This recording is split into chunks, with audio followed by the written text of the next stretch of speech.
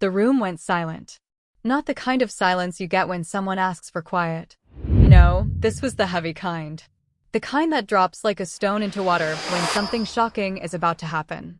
I stood there in my white wedding dress, microphone in hand, looking out at 200 faces staring back at me. Some wore expensive suits. Others dripped with jewelry that cost more than most people make in a year. They were the cream of society, as they liked to call themselves. The elite. The untouchable. And they had spent the last hour laughing at me. Imagine, Adrian's cousin had said loud enough for everyone to hear, a billionaire marrying a laundress's daughter. It's practically charity work. The laughter that followed cut through me like broken glass. But I didn't flinch. I just smiled, the way I'd learned to smile through every insult, every whispered judgment, every cruel joke they'd thrown my way since the day I met this family. My new mother-in-law, Victoria Lockhart, had raised her champagne glass with a smirk.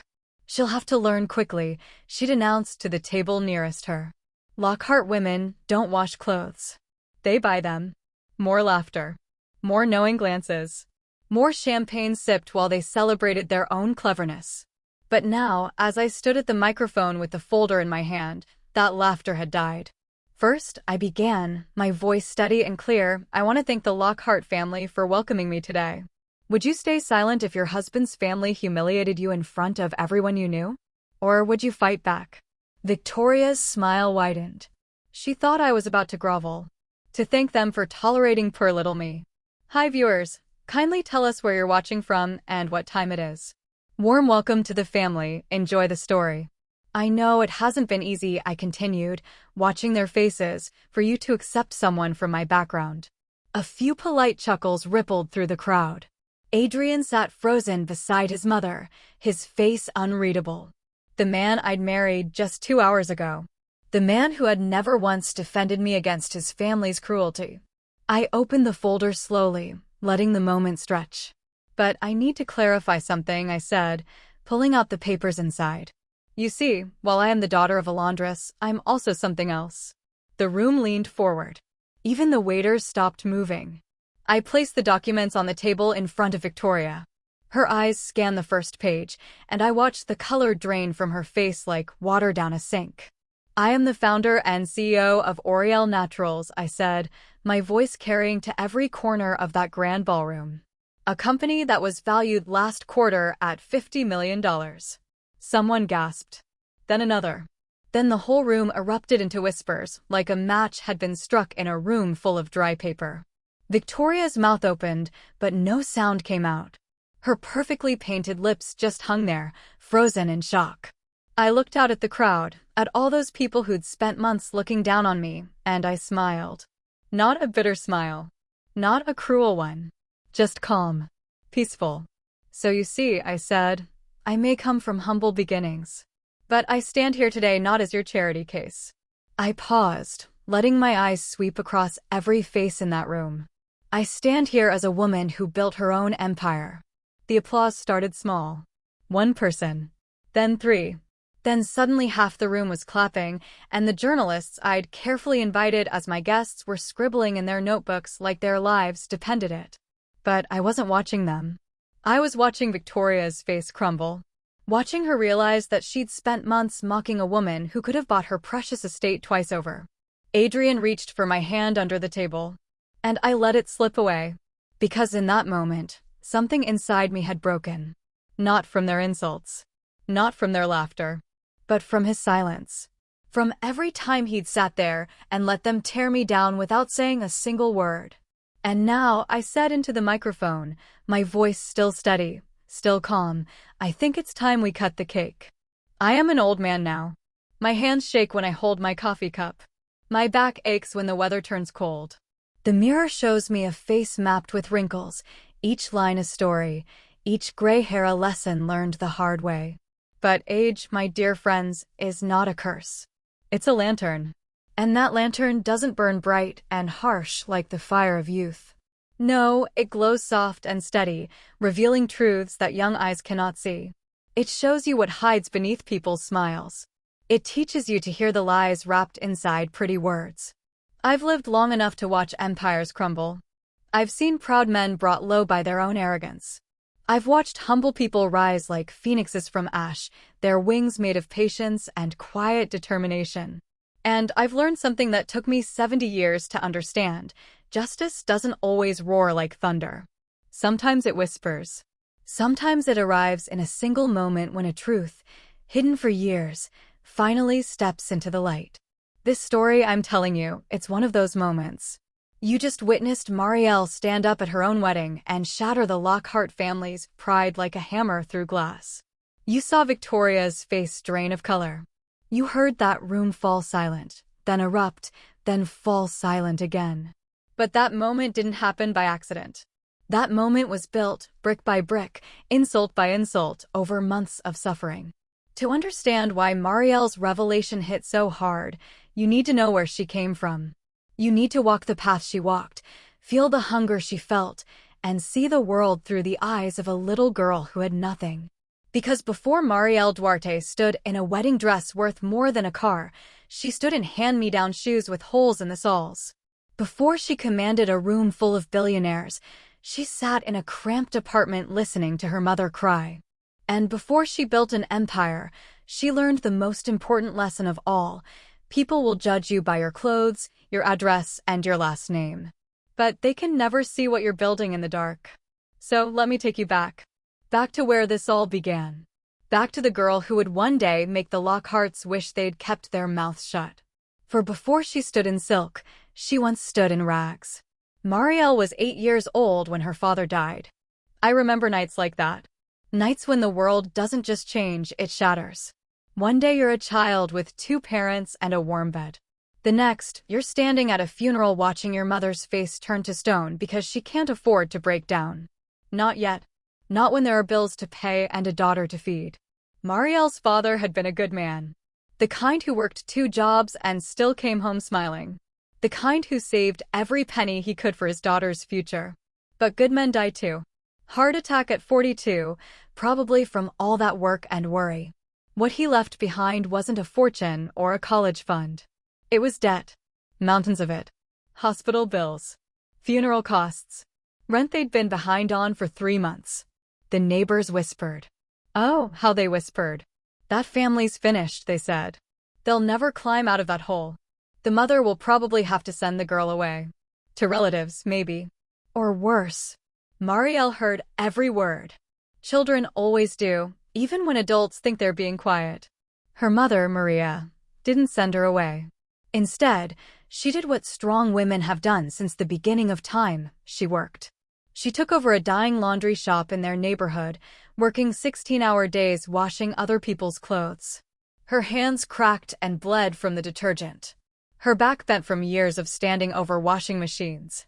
But she never complained. Not once.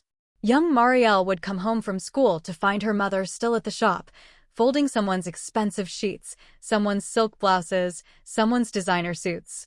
The same people who wouldn't give Maria the time of day if they passed her on the street. Mama, Marielle asked one night when she was 10, why do they treat you like you're invisible? Maria looked up from her work, her tired eyes meeting her daughter's. Because, my love, they measure worth by money. They see my rough hands and think that's all I am. But that's not fair. No, her mother agreed, folding another shirt with careful precision. It's not. But here's what I want you to remember.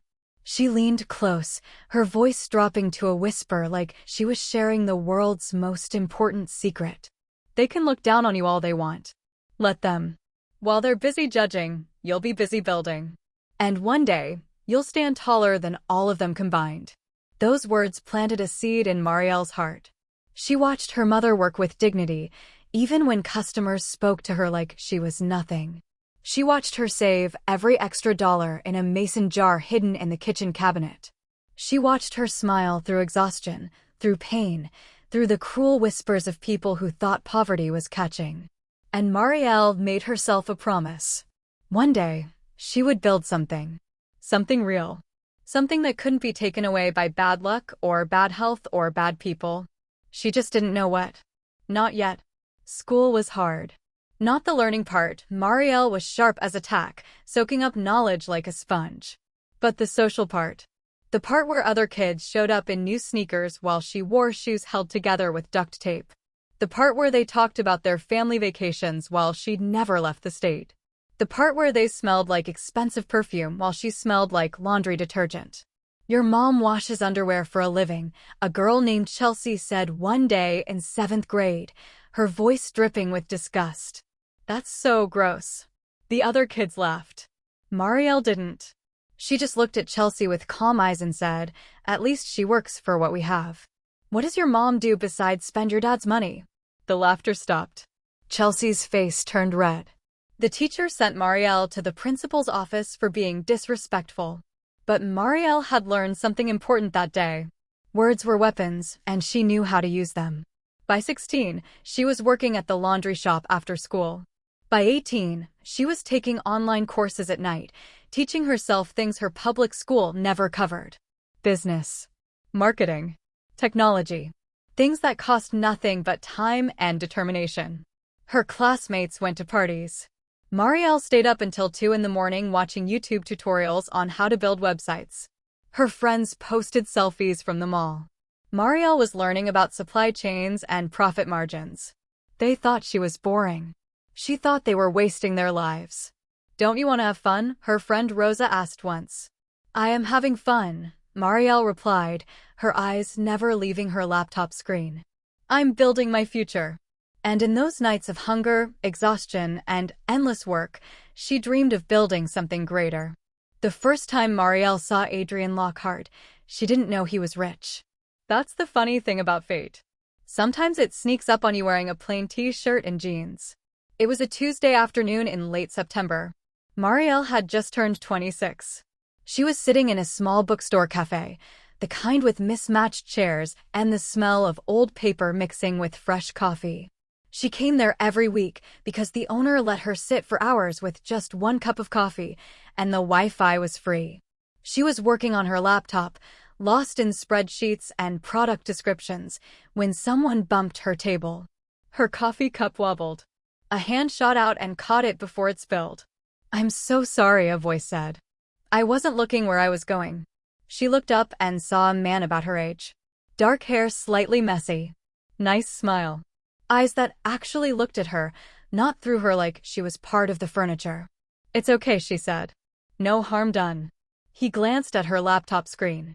"Is that an e-commerce platform you're building?" Most people would have just walked away. But he seemed genuinely interested. "Trying to," she admitted. "It's harder than it looks." "Mind if I sit?" "I actually know a bit about that stuff." "Have you ever met someone who changed your life in 5 minutes? Drop a comment if you have. That's how it started. Not with fancy restaurants or expensive gifts. Just 2 people in a bookstore cafe, talking about business and dreams and the weird way the world works. Adrian didn't tell her who he was. Not that day. He just helped her fix a coding error that had been driving her crazy for a week. They talked for 3 hours. When he finally had to leave, he asked for her number. "I'd like to see you again," he said. "If that's okay." Something in her stomach fluttered. Something she hadn't felt in years. Something dangerous called hope. They started meeting every week. Same bookstore. Same table if they could get it. He'd bring pastries. She'd bring questions about her growing business. He never dressed fancy. Never flashed money. Never acted like he was better than anyone. He was kind. Patient. Funny in a quiet way that made her laugh without trying. "What do you do for work?" she asked him one day, about a month in. He hesitated. Just for a second, but she caught it. "I work in finance. Family business." "It's boring, honestly." "Everything's boring if you talk about it like that," she teased. He smiled. "You're right. But I'd rather talk about your business. Tell me about this eco-friendly beauty line you're building." So she did. She told him about L'Oreal Naturals. About how she'd started making natural skincare products in her mother's kitchen. About how she'd saved for 2 years to buy proper equipment. About how she was slowly, carefully, building something that felt real. "You're going to be successful," he said, and the way he said it, she actually believed him. 3 months later, he kissed her in the rain outside that bookstore. 6 months later, he finally told her the truth. "I need to tell you something," he said one evening. They were walking through a park, leaves crunching under their feet. About my family. Okay, she said slowly. They're wealthy. Very wealthy. And they can be. He searched for the word, difficult. How wealthy are we talking? Lockhart wealthy. Her steps faltered. Everyone in the city knew that name. The Lockhart Empire. Real estate. Hotels. Banks. Old money mixed with new investments. You're one of those Lockharts? She asked. Yeah. He looked worried, like he expected her to run. Does that change things? She thought about it. Really thought about it. Then she shook her head. You've never treated me like you were better than me. That's what matters. He pulled her close and kissed her forehead. I knew there was a reason I fell for you. But what Adrian didn't understand yet, what he couldn't see in his privileged bubble of kindness, was that money doesn't just change how you live. It changes how people see you. How they judge you. How they treat those who don't have it. And his family was about to teach Marielle that lesson the hard way. Come to dinner at my parents' house this weekend, he said, his eyes bright with hope. I want them to meet you. She smiled and agreed, because she loved him. Because she thought love was enough. But love, my dear, is never simple when money sits at the table. The Lockhart estate sat behind iron gates, like a castle protecting itself from peasants. Marielle's hands were sweaty as Adrian drove his car up the long driveway. Trees lined both sides, perfectly trimmed, probably by a team of gardeners who made more in a month than her mother made in a year. The house appeared around a curve. Except it wasn't a house. It was a mansion. 3 stories of stone and glass, with columns that belonged in a museum and windows that probably cost more than her entire apartment building. It's a bit much, I know, Adrian said, catching her expression. I grew up here, so I forget how it looks to other people. It's beautiful, she said, which was true. It was also terrifying. She'd dressed carefully for this dinner. Her best dress, which she'd bought at a thrift store and altered herself. Simple jewelry she'd saved for. Hair pulled back in a neat bun. She looked respectable, professional, presentable. But the moment she stepped through those massive front doors, she knew it wasn't enough. A woman glided down the grand staircase like she was floating. Victoria Lockhart, Adrian's mother. She wore a dress that probably cost more than Marielle's car. Her jewelry caught the light from the chandelier overhead, sending rainbow sparkles across the marble floor. Mother, this is Marielle, Adrian said, his voice warm. Marielle, my mother. Victoria's smile was perfect. Too perfect. The kind of smile that doesn't reach the eyes. How lovely to meet you, she said, extending a hand with fingers that had never washed a dish or scrubbed a floor. Adrian has told us so much about you. The way she said so much made it sound like Adrian had been talking about a stray dog he'd found. Dinner was served in a dining room bigger than Marielle's entire apartment. The table could seat 20 people. Tonight it seated 6.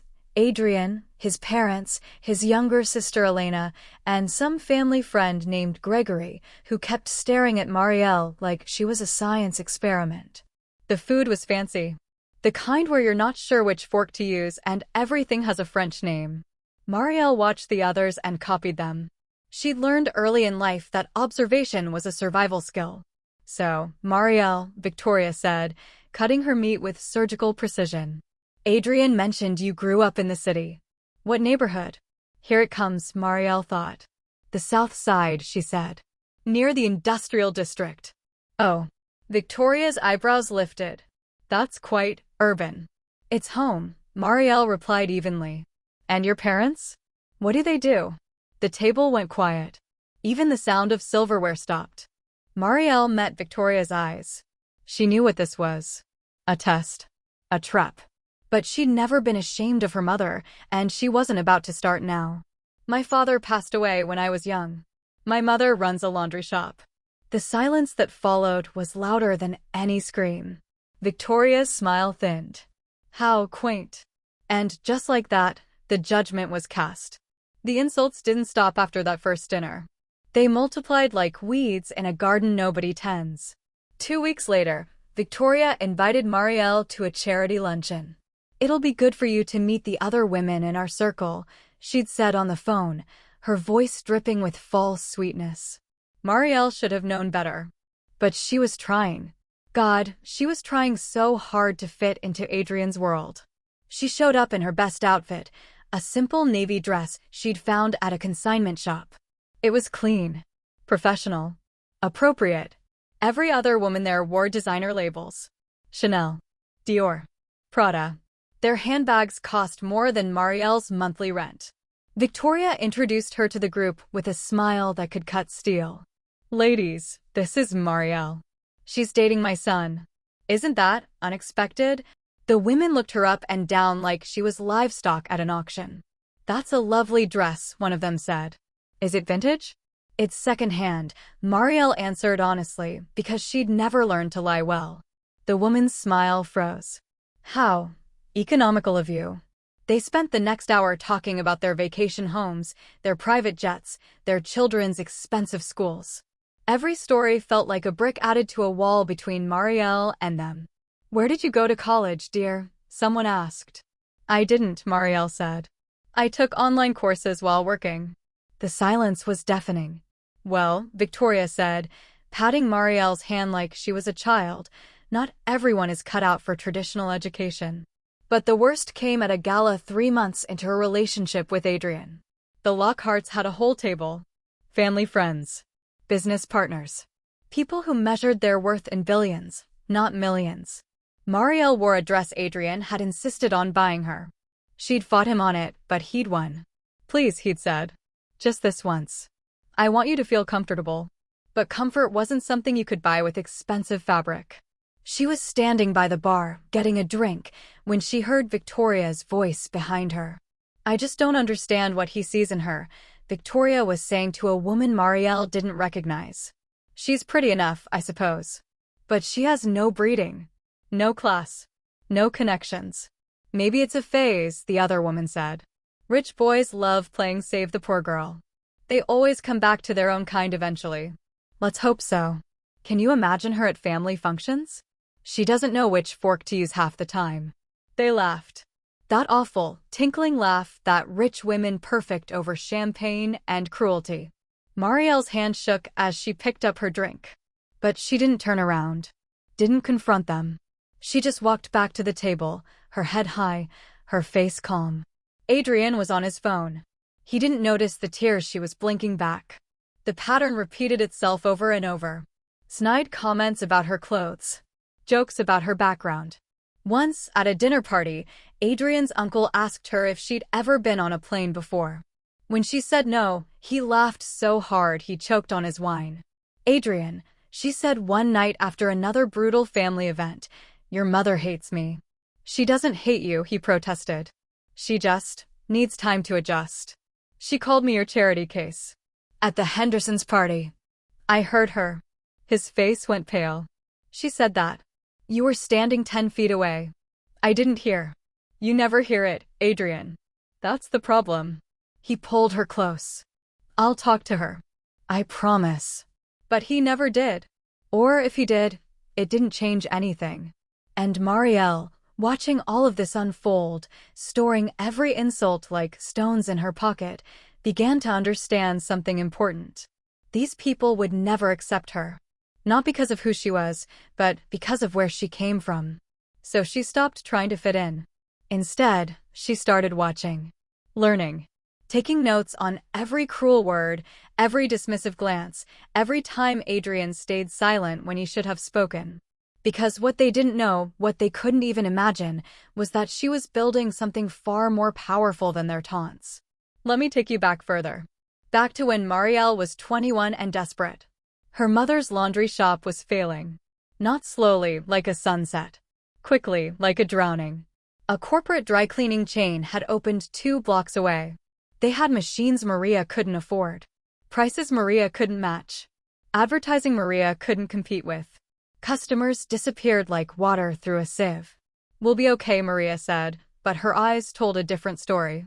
At night, Marielle heard her mother crying in the bathroom with the water running, trying to hide the sound. They were 3 months behind on rent. The landlord had started leaving threatening notes under the door. Marielle looked at her mother's cracked hands, her bent back, her tired eyes, and something inside her snapped. Not broke. Snapped into focus. "I'm going to fix this," she told her mother. "How?" Maria asked, her voice hollow with exhaustion. "I don't know yet, but I will." That night, Marielle sat at her laptop until 4 in the morning. She'd been watching videos about e-commerce for months, learning about online businesses, studying how people built empires from their bedrooms. She had exactly $300 in savings. $300 between her family and homelessness. Most people would have spent it on rent, on food, on survival. Marielle spent it on inventory. She bought raw materials, shea butter, essential oils, natural preservatives. She'd been experimenting with skincare recipes for years, making products for herself because she couldn't afford store-bought brands.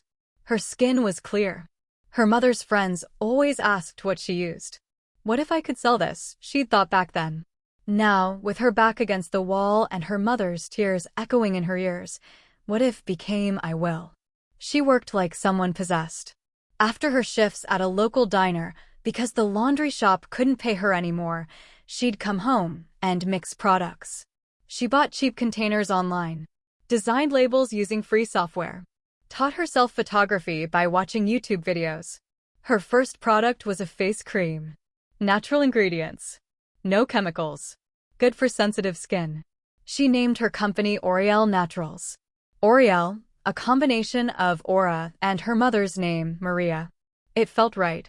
She built a website using a free trial of an e-commerce platform. It looked amateur, but it worked. She took photos of her products on her phone, using her mother's white sheets as a backdrop. Her first sale came on a Tuesday. $15 for 1 jar of face cream. She stared at her laptop screen for 10 minutes, not believing it was real. Then she packaged it carefully, walked to the post office, and shipped it with hands that wouldn't stop shaking. The customer left a 5-star review. "This cream is amazing. My skin has never felt better. Where have you been all my life?"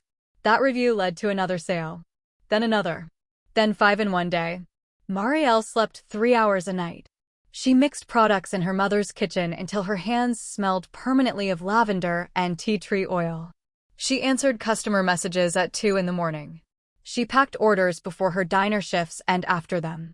"You're going to kill yourself working like this," her mother warned. "I'm going to save us," Marielle replied. By the end of the first year, Oriel Naturals was making $5,000 a month. Not enough to call herself successful, but enough to pay the back rent. Enough to buy her mother a new washing machine for the shop. Enough to breathe. By year 2, she'd hired a manufacturer. A small one, but legitimate.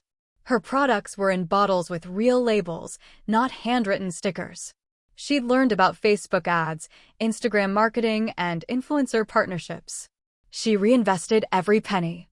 While other 23-year-olds were buying new clothes and going to bars, Marielle was buying inventory. Upgrading her website. Testing new products. "Don't you want to enjoy your money?" her friend Rosa asked. "This is how I enjoy it," Marielle said, watching her sales dashboard climb. "Every dollar I make is proof that I'm more than what people think I am." By year 3, Oriel Naturals hit $1 million in annual revenue. By year 4, $5 million. By year 5, the year she met Adrian, she was on track for $20 million. But here's the thing about wealth that most people don't understand. It's not just about the money. It's about the choices it gives you. The freedom it provides. The power to say no to people who think they own you. Marielle never told anyone about her success. She lived in the same small apartment, drove the same old car, wore the same thrift store clothes. Why? Because she was testing the world. Testing to see who would value her when they thought she had nothing. Testing to see if Adrian loved her or loved the idea of saving her. And by the time Adrian slipped a diamond on her finger, she was already worth millions. The engagement ring sparkled on Marielle's finger like a question mark made of diamonds. Adrian had proposed at a fancy restaurant. Down on one knee. The whole room watching. "Marry me," he'd said, his eyes full of hope and love and everything she'd ever wanted. She'd said yes because she loved him. Because in quiet moments, when it was just the two of them, he was everything she'd dreamed of. Kind. Funny. Smart. Real. But the question that kept her awake at night wasn't about love. It was about something deeper. Something that gnawed at her stomach like hunger. Would he love her if she had nothing? She'd never told him about Oriel Naturals. Not directly. He knew she had a small online business. He'd helped her with that coding problem the day they met. But he had no idea about the revenue. The growth. The fact that she was on track to be worth $50 million before their first anniversary. She told herself it was because she wanted privacy. Because mixing business and romance was complicated. Because she wasn't ready to share that part of herself. But the truth was simpler and uglier. She was afraid. Afraid that if he knew she had money, everything would change. Afraid that his family would suddenly accept her, not because she was worthy, but because she was wealthy. Afraid that she'd never know if people loved her or loved what she could give them. "I want to plan the wedding at the estate," Victoria announced one Sunday dinner. Not asked. Announced. "It'll be the social event of the season." "Mother, shouldn't Marielle have a say?" Adrian started. "Of course she will, darling. But she doesn't know how these things work." "Not really. It's better if I handle it." Marielle watched this happen. Watched Adrian's weak protest die in his throat. Watched him nod and smile and say, "Whatever you think is best, Mother." That night, in Adrian's apartment, she asked the question that had been building for months. "Why don't you ever stand up to them?" He looked confused. "Stand up to who?" "Your family. Your mother. When they insult me. When they treat me like I'm less than them." "They don't." "Yes, they do." Her voice was quiet but firm. "And you let them." Adrian ran his hands through his hair. "It's complicated. They're my family. They're set in their ways. But they'll come around. Once we're married, once you're officially part of the family, I'll still be the laundress's daughter who trapped their son." "That's not true. Isn't it?" Silence stretched between them like a bridge neither wanted to cross. "I love you," Adrian said finally. "That's what matters. Right?" She wanted to say yes. Wanted to believe that love was enough. But she'd watched her mother love a man who died and left them with nothing but debt. She'd watched friends love men who promised forever and delivered heartbreak. Love without respect was just pretty words that turned to ash. "Right," she said, because she didn't have the energy to fight. "Not yet. If your partner's family disrespected you, would you stay or would you walk away? Let me know in the comments." The wedding planning became Victoria's personal kingdom. She chose the flowers, the menu, the seating chart, the music. Every time Marielle suggested something, Victoria would smile and say, "That's lovely, dear, but let's go with something more appropriate." Appropriate meant expensive. Meant showy. Meant everything designed to prove the Lockharts were superior to everyone in attendance. "I want my mother to give a speech," Marielle said during one planning meeting. Victoria's smile tightened. "We usually keep the speeches to the immediate family." "My mother is immediate family." "Of course, dear. I meant the Lockhart family." "You understand." No, Marielle didn't understand. But she nodded anyway because she was tired of fighting battles she couldn't win. Until she realized something that changed everything. She could win. She'd just been fighting the wrong way. These people measured worth in dollars. So she would speak their language. Not before the wedding, that would look like she was trying to prove something. But at the wedding. At the moment when they felt most powerful, most untouchable, most certain of their superiority. That's when she would show them who she really was. Not to gain their approval. She didn't want that anymore. She wanted them to feel what she'd felt every time they mocked her. Every time they whispered. Every time they treated her like she was lucky to breathe their air. She wanted them to know they'd been wrong. So very, catastrophically wrong. And she began to wonder if the man she married could stand beside her when she had nothing. Could he handle standing beside her when she had everything? The wedding day arrived like a storm dressed in silk. Marielle woke up at dawn in one of the Lockhart Estate's guest rooms. Through the window, she could see workers setting up the ceremony on the back lawn. White chairs in perfect rows. A flower arch that probably cost more than her mother's yearly salary. Tables dressed in cream and gold, waiting for the 200 guests who would judge every detail. This wasn't a wedding. It was a performance. and Marielle was expected to play the role of grateful bride who'd won the lottery by marrying up. Her mother arrived early, carrying Marielle's grandmother's necklace, the only piece of jewelry that had survived their poorest years because Maria had refused to pawn it, no matter how hungry they got.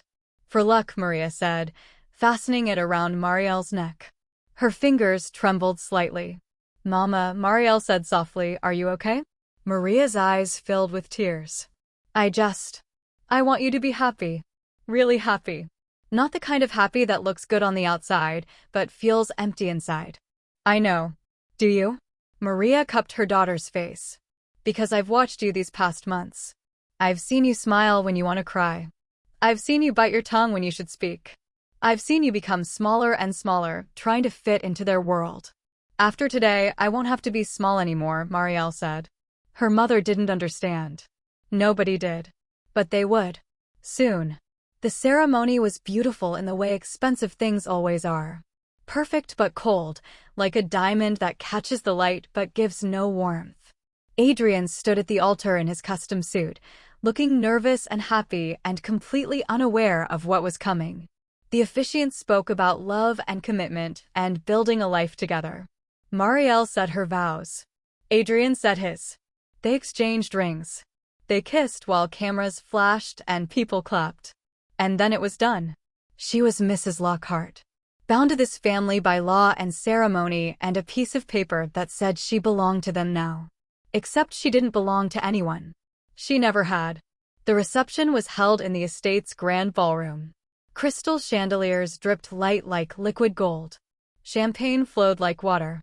The band played music for people who'd never worked a day in their lives, but knew every dance step society demanded. Marielle sat at the head table, her new husband on one side, her new mother-in-law on the other. Victoria held court like a queen, accepting congratulations, laughing at jokes that weren't funny, making sure everyone knew this wedding was her triumph. The guests were exactly who you'd expect. Business moguls. Politicians. Old money and new money and money that had been in families so long it had grown roots. They air-kissed and gossiped and sized each other up, determining who was winning the game of life and who was losing. And they whispered about Marielle. Oh, how they whispered. She heard fragments as she moved through the crowd. Can't believe he actually married her. Victoria must be devastated. Give it 2 years before he comes to his senses. She smiled through every whisper. Posed for every photo. Thanked every guest who offered hollow congratulations. But inside, she was counting down. Waiting for the moment. Dinner was served. 5 courses of food most people couldn't pronounce. Wine pairings. Toasts from Adrian's father about legacy and family honor and maintaining the Lockhart name. Then came the speeches. Adrian's best man told stories about their college days. His sister Elena spoke about what a good brother he was. Victoria herself stood up and talked about how proud she was of her son, how he'd always had a good heart, how she hoped he'd chosen wisely. The subtext was clear. He hadn't chosen wisely, but they'd make the best of it. The guests laughed at all the right moments, applauded at all the right times. Marielle felt the storm building in her chest. And then Adrian's cousin Marcus, drunk on champagne and inherited arrogance, stood up without being invited to speak. He grabbed a microphone from the band stage. I just want to say, he slurred slightly, his words carrying across the silent ballroom, that Adrian's always been the charitable one in the family. Remember when he volunteered at that soup kitchen? Now he's married one of the people from there. Laughter erupted. Not polite chuckles. Real laughter. Mean laughter. The kind that strips away pretense and shows what people really think. Imagine, Marcus continued, emboldened by the reaction, a billionaire marrying a laundress's daughter. It's practically charity work. Someone give this man a humanitarian award. More laughter. Louder now. Victoria didn't stop him. She was smiling into her champagne glass. Adrian's face went red, but he didn't stand. Didn't speak. Just sat there like a statue while his family humiliated his wife. And that's when Marielle felt the last thread of hope snap inside her chest. The laughter rolled through that ballroom like thunder before lightning. Marielle sat perfectly still, her hands folded in her lap. her face calm as a lake before a storm. But inside, every insult, every whispered cruelty, every moment of being treated like she was less than human crystallized into something sharp and unbreakable. Victoria leaned over, still smiling. "Don't take it personally, dear. Marcus has always had a terrible sense of humor. You'll get used to our family's playfulness." Playfulness. As if cruelty became acceptable when wrapped in expensive clothes and spoken with good grammar. Adrian reached for Marielle's hand under the table. She pulled away. Not dramatically. Just a subtle movement that said everything words couldn't. His face fell. He finally understood he'd crossed a line. But understanding came too late, didn't it? It always does. The band tried to restart the music. Conversations resumed at tables around them. The moment was supposed to pass, forgotten like all the other times Marielle had been the joke at their gatherings. Except this time, Marielle stood up. The room didn't notice at first. But then someone saw her walking toward the small stage where the band played. Then another person noticed. Then another. Conversations faded like someone was slowly turning down the volume on the entire ballroom. She climbed the 3 steps to the stage, her wedding dress trailing behind her like a queen's cape. The band leader looked confused, but handed her his microphone when she gestured for it. 200 faces turned toward her. Some curious. Some already smirking, expecting her to stumble through an awkward thank you speech. Some looking embarrassed for her, like watching someone about to humiliate themselves was uncomfortable even for the cruel ones. Victoria's smile finally faded. Something like worry crossed her face. She glanced at her husband, who shrugged helplessly. Adrian half stood from his chair, as if he might try to stop her. But it was too late for that. It had been too late the moment he let Marcus speak. The moment he stayed silent. The moment he chose his family's comfort over his wife's dignity. Marielle stood there in her white dress under the crystal chandeliers, surrounded by wealth she'd never asked for and cruelty she'd never deserved, and she felt the storm inside her finally break free. And when her turn came to speak, she rose like a queen among jackals. Marielle's voice cut through the silence like a knife through butter. First, she began, her words calm and clear as morning light. "I want to thank the Lockhart family for welcoming me today." The room relaxed slightly. A few people smiled. They thought they knew what was coming. The grateful poor girl thanking the rich family for their generosity. The predictable script they'd seen 100 times before. Victoria's shoulders dropped. She picked up her champagne glass, already savoring her victory. "I know it hasn't been easy for you to accept someone from my background," Marielle continued. Polite chuckles rippled through the crowd. Marcus raised his glass in a mock toast. Someone at a back table whispered something that made their neighbors laugh. Adrian looked like he wanted to crawl under the table and disappear. But still, he said nothing. Did nothing. Just sat there, frozen. "You've made your opinions very clear over these past months," Marielle said, and something in her tone shifted. Something sharp entered her voice. The smiles around the room began to fade. The comments about my clothes. My education. My mother's profession. I heard every single one. The room went perfectly still. You could have heard a pin drop on that expensive carpet. "Mrs. Lockhart," Marielle looked directly at Victoria, "you once introduced me to your friends as the charity case Adrian insists on keeping around. Do you remember that?" Victoria's face went pale. Her champagne glass trembled in her hand. "And Marcus," Marielle turned to Adrian's cousin, who suddenly looked much more sober, "you just called me a soup kitchen recipient. Very creative. Did you come up with that yourself, or did someone help you?" The silence was so heavy it felt like the chandeliers might crash down from the weight of it. "But here's what's interesting," Marielle said, reaching into a hidden pocket in her wedding dress. She pulled out a small folder. Simple. Elegant. Completely out of place at a wedding.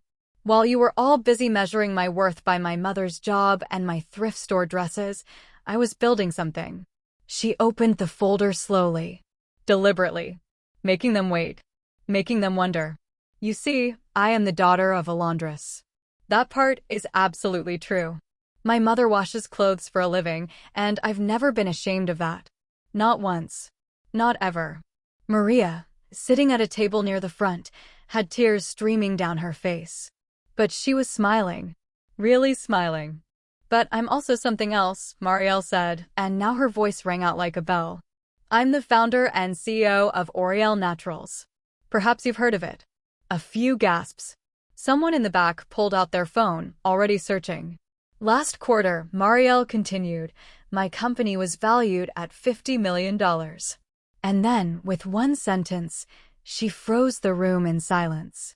The folder landed on the table in front of Victoria with a soft thump that sounded like thunder.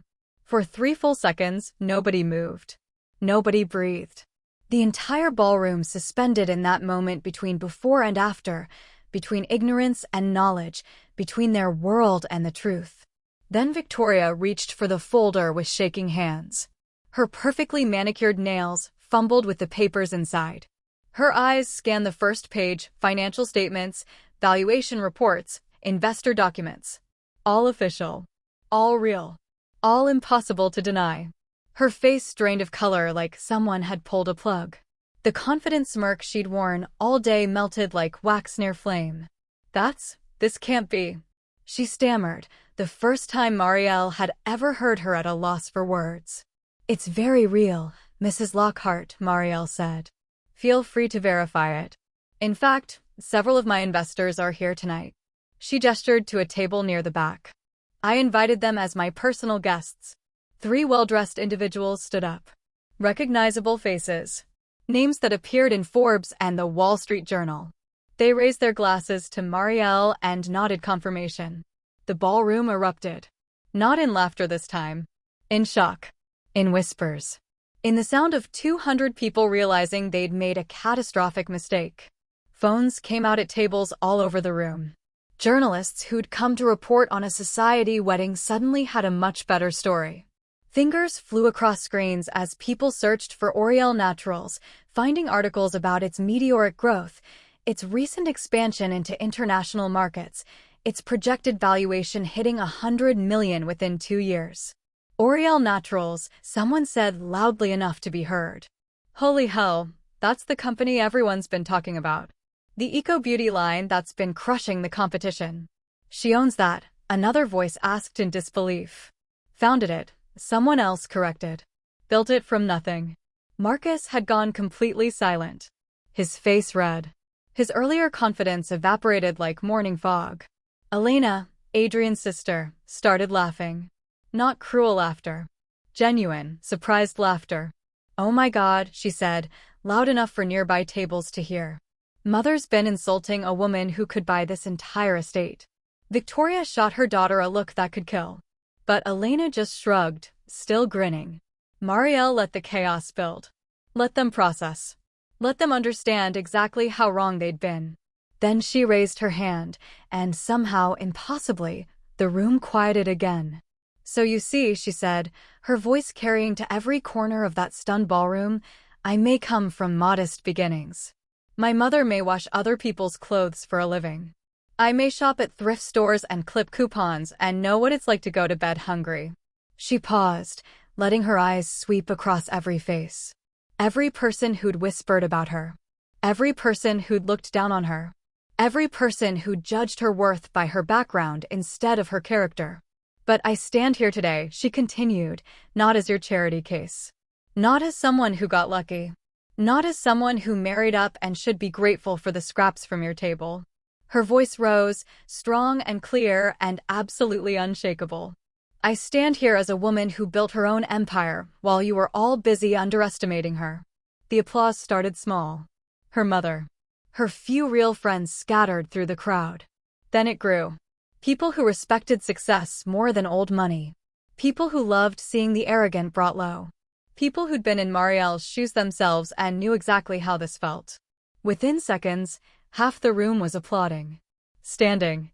Cheering. Victoria sat frozen, the folder still in her trembling hands, watching her perfect wedding dissolve into someone else's triumph. And Adrian? Adrian just stared at his wife like he'd never seen her before. In that single moment, the balance of power shifted forever. Adrian's hand reached for Marielle's as she stepped down from the stage. She saw it coming. saw his fingers stretching toward hers like he could somehow fix months of silence with a single touch. Like everything would be okay if he could just hold her hand and whisper an apology nobody else could hear. She moved past him. Not dramatically. Not with anger. Just a simple sidestep that put empty air where his hand had been reaching. His face crumbled. That's the only word for it. Crumbled like a sand castle hit by a wave. Marielle, he said, his voice low and desperate. Can we talk? Please. Not now, she said softly. You have guests to attend to. She walked to her mother's table instead. Maria stood up and wrapped her daughter in the kind of hug that erases everything else. The kind that says I'm proud of you without needing words. You didn't tell me, Maria whispered into her daughter's hair. I needed to know who really cared about me, Marielle whispered back. Not about what I could give them. Around them, the ballroom buzzed with energy. Guests who'd ignored Marielle all night suddenly wanted to talk to her. To congratulate her. To ask about investment opportunities and business partnerships, and wasn't it funny how they'd always known she was special? She smiled politely at them all. Accepted their suddenly warm words with grace. But inside, she felt nothing but cold clarity. These people didn't care about her. They cared about her money. Her success. Her ability to benefit them. Just like the Lockharts had rejected her for lacking those same things. What would you do if someone only valued you after discovering your wealth? Comment below. The reception continued, but everything had changed. The confident superiority the Lockharts had worn like expensive perfume had evaporated. Victoria disappeared into a side room. Marcus left early, too embarrassed to stay. Adrian's father tried to save face by making a toast about how the Lockhart family had always supported entrepreneurship, which made several people laugh openly. Adrian kept trying to approach Marielle. Each time, she found a reason to move away. To talk to another guest. To step outside for air. To check on her mother. Finally, as the night wound down and guests started leaving, he cornered her in the hallway outside the ballroom. Why didn't you tell me? He asked. Not angry. Just hurt and confused. I did tell you, she replied calmly. I said I had an online business. You didn't say it was worth $50 million. Would it have mattered? Of course it would have, he stopped, realizing what he'd just said. Exactly, Marielle said softly. It would have mattered. Everything would have been different. And I needed to know if you loved me or if you loved the idea of saving me. That's not fair. Fair. Her voice stayed calm, but something sharp entered it. Was it fair when your cousin called me a charity case and you said nothing? Was it fair when your mother introduced me as your mistake and you laughed along? Was it fair when they tore me down again and again and again and you just sat there? Adrian's mouth opened, but no words came out. I would have walked through fire for you, Marielle said. But you wouldn't even speak up for me at dinner.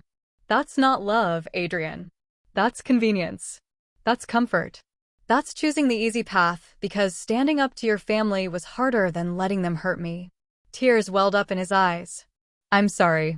I'm so sorry. I didn't realize. That's the problem, she interrupted gently. You didn't realize. And I spent months waiting for you to notice.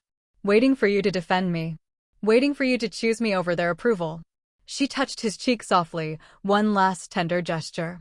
But you never did. And when he reached for her hand, she let it slip away.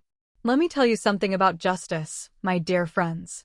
Something I've learned in all my years watching life unfold. Justice doesn't always come with gavels and judges and people in black robes declaring who's right and who's wrong. Sometimes the most powerful justice is the quiet kind. The kind that doesn't need to shout or fight or force anything. The kind that simply reveals truth and lets that truth do all the work. That's what happened in that ballroom. Marielle didn't scream at the Lockharts. Didn't curse them. Didn't threaten them or try to hurt them back for all the ways they'd hurt her. She just told the truth at exactly the right moment, in exactly the right place, and let their own pride destroy them. See, the Lockharts had built their world on the idea that money made them superior. That wealth equaled worth. That anyone without their resources must be less than them in every way that mattered. So when Marielle proved she had more resources than they'd imagined, more success than they'd achieved themselves, more power than they'd ever given her credit for, their entire worldview collapsed. They couldn't call her lucky. She'd built her company from nothing. They couldn't call her unworthy. She'd proven her worth in the language they understood best, dollars and success. They couldn't call her a charity case. She could have bought and sold them several times over. Victoria Lockhart spent the next 3 days locked in her room. The humiliation of realizing she'd mocked a woman who could have been her financial equal or superior was too much for her carefully constructed pride to handle. Marcus issued a public apology that nobody believed was sincere. But at least it was something. At least he felt the sting of consequence. The society pages had a field day. Secret CEO reveals fortune at own wedding, one headline read. Billionaire family didn't know bride was richer than they were, claimed another. But here's what made it real justice, not just revenge. Marielle didn't gloat. Didn't parade her victory. Didn't use her moment in the spotlight to tear anyone down. She went back to running her company. Back to her quiet life. Back to visiting her mother on Sundays and eating at the same simple restaurants she'd always loved. The money hadn't changed who she was. It had just revealed who everyone else was. And that's the difference between someone who earns their success and someone who inherits it. Someone who builds an empire learns that money is a tool, not an identity. Someone handed an empire often thinks the money makes them better than everyone else. The Lockharts measured worth by wealth, and that measurement destroyed them when Marielle proved they'd miscalculated. Adrian tried to reconcile with her. Sent flowers. Wrote letters. Called every day for a month. He promised to change. Promised to stand up to his family. Promised he'd never let anyone disrespect her again. But some promises come too late, don't they? Some damage can't be undone with apologies and flowers and tears. Because love without respect is just pretty words. And respect that only appears after you've proven your worth in dollars isn't respect at all. It's just another transaction. 3 months after the wedding, Marielle filed for annulment. Quietly. With dignity. No press conferences. No dramatic announcements. Just clean papers that ended a marriage that should never have happened. Adrian signed them without fighting. Maybe he understood by then. Maybe he finally realized that you can't love someone while staying silent as the world tears them apart.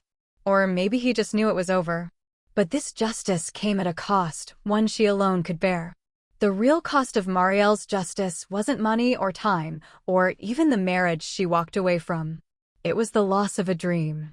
See, she'd really loved Adrian. Not the billionaire part of him. Not the Lockhart name or the estate or the connections to powerful people. She'd loved the man who helped her fix coding errors in a bookstore cafe. The man who made her laugh. The man who, in quiet moments, made her believe in something she'd stopped believing in years ago. Hope. Hope that someone could love her for who she was, not what she had or didn't have. Hope that she could build a life with someone who saw past the surface to the real person underneath.